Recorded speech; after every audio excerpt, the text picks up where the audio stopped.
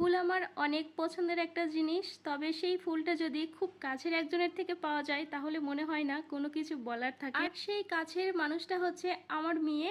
প্রতিদিন পড়তে যেয়ে আমার জন্য কোনো একটা করে ফুল নিয়ে আসবে। তো ইতিমধ্যে বৃষ্টি শুরু হয়ে গেছে, আমি বসে বৃষ্টির আমেজ দেখছিলাম। চারিদিকে সবুজের ঘেরা, বৃষ্টির ঝমঝম আওয়াজ, কি যে দারুণ লাগছে। আর এই পরিবেশটা আর একটু সুন্দর হতো যদি এক কাপ লাল চা হতো, সাথে প্রিয় মানুষটা থাকতো, তাহলে বেশ মন্দ হতো না, খুব ভালো সময় কাটতো। তবে এটা শুধু কল্পনাতেই ছিল। আর দেরি না করে চলে গিয়েছিলাম রান্না করতে। তো রান্না বান্না শেষ করে খাওয়া দাওয়া হয়ে গিয়েছিল। এর মধ্যে মেয়ে বলছিল যে মা চলো ছাদে চলে যাই। তারপরে আমরা চলে আসছিলাম ছাদে। আর আমার ছোট্ট দুষ্ট মামনিটা যে কি অত্যাচার করছিল, তো ওকে আমরা সহ্য করছিলাম। এদিকে এই কিউট প্রজাপতিটা তোমরাই জাস্ট দেখো কি যে দারুণ লাগছিল।